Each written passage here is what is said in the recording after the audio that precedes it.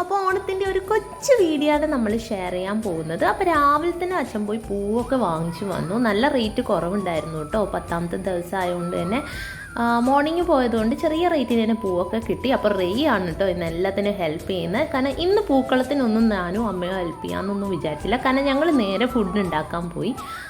അതുകൊണ്ട് തന്നെ ഇന്ന് പൂവ് ഒരുക്കാൻ അച്ഛനെയും രാജേഷ് ചേട്ടനെയും റെയ്യൂനെയും ഏൽപ്പിച്ചു കേട്ടോ.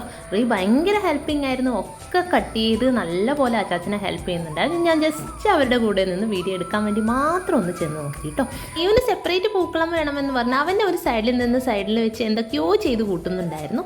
പിന്നെ രാജേഷ് ചേട്ടനും അച്ഛനും കൂടെ കളം വരച്ച് പൂക്കളമൊക്കെ ഇട്ട് തുടങ്ങി. എല്ലാ തവണയും ഞങ്ങളായിരുന്നു കേട്ടോ ഹെൽപ്പ് ചെയ്യാറ്. പക്ഷേ ഇത്തവണ ഞങ്ങൾ അവരോട് ചെയ്യാൻ പറഞ്ഞു. പിന്നെ ഞാൻ കുളിയൊക്കെ കഴിഞ്ഞ് ഇറങ്ങിയപ്പോൾ റെയ് ഇതാ വന്ന് പൂക്കളം കാണാൻ വേണ്ടി ഇങ്ങനെ വിളിച്ചുകൊണ്ട് നിൽക്കുന്നുണ്ടായിരുന്നു കേട്ടോ.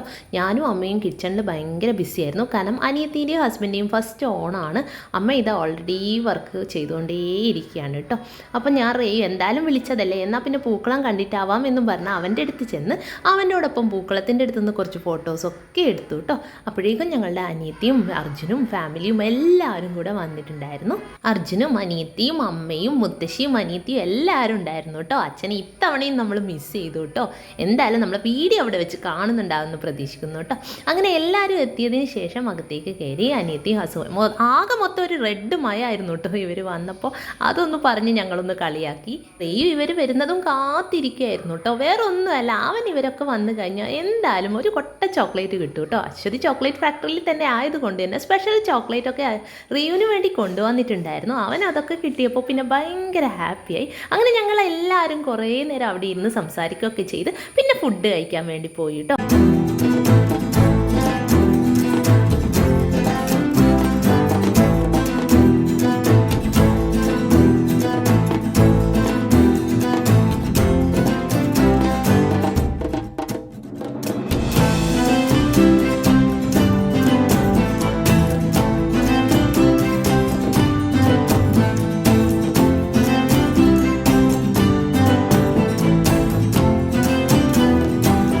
കഴിച്ചതിന് ശേഷം പിന്നെ കുറച്ച് നേരം റെസ്റ്റ് എടുത്ത് പിന്നെ സംസാരിച്ച് സമയം പോയതൊന്നും അറിഞ്ഞില്ല കേട്ടോ. അതിൻ്റെ ഇടയിൽ നമ്മളൊക്കെ ഒരു റീലൊക്കെ പ്രാക്ടീസ് ചെയ്തിട്ടുണ്ട്.